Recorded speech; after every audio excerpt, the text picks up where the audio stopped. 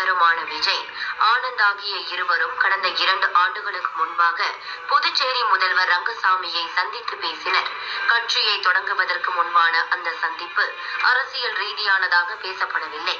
எனினும் கடந்த ஆண்டு பிப்ரவரியில் தமிழக வெற்றிக் கழகம் என்ற கட்சியை துவங்கிய விஜய் அரசியல் பணிகளை தீவிரப்படுத்தி உள்ளார். கொடி அறிமுகம், முதல் மாநாடு, மாவட்ட பொறுப்பாளர்கள் கூட்டம் என்று துவங்கி அரசியல் சூழல்கள், நடக்கும் பிரச்சனைகளுக்கு அறிக்கை விடுவது வரை அரசியல் களத்தில் சுற்றி சுழல துவங்கி உள்ளார் விஜய். இந்த நிலையில்தான் ரங்கசாமியுடனான அவரது சந்திப்பு போட்டோவை மார்பிங் செய்த சிலர் மற்ற தலைவர்களோடு சேர்த்து வைத்து சமூக வலைதளங்களில் பதிவிட்டனர். அப்படி அந்த போட்டோவில் புதுச்சேரி முதல்வர் ரங்கசாமியின் புகைப்படத்திற்கு பதிலாக பாஜக மாநில தலைவர் அண்ணாமலையின் புகைப்படத்தை எடிட் செய்து யூடியூப் சேனல் ஒன்று வெளியிடப்பட்டது. அந்த போட்டோவை எடிட் செய்ததோடு விஜய் பாஜகவுக்கு ஆதரவாக இருப்பது போன்ற வீடியோவையும் வெளியிட்டது.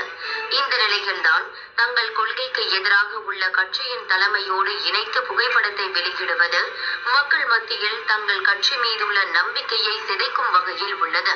அந்த யூடியூப் சேனலில் விஜயை ஆட்டி வைக்கும் பாஜக, மொத்தமாக பாஜகவின் ஏஜென்டாக மாறிய விஜய் என அவதூறான கருத்துக்களையும் பதிவிட்டுள்ளனர்.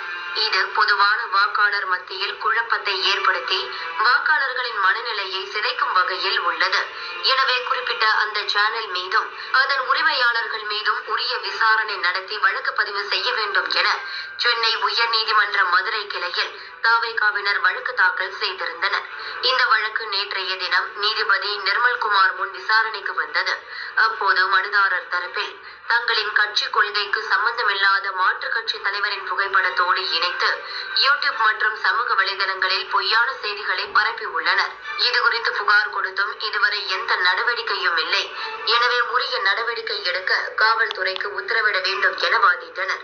இதனை பதிவு செய்த நீதிபதி, அரசியல் கருத்தியல் தொடர்பில்லாத நபர்களோடு புகைப்படங்களை மார்பிங் செய்து படம் வெளியிட்டது தொடர்பாக மனுதாரர் வருகின்ற 20ஆம் தேதியன்று தூத்துக்குடி மாவட்டம் புதுக்கோட்டை காவல் நிலையத்தில் புதிய புகார் ஒன்றை கொடுக்க வேண்டும்.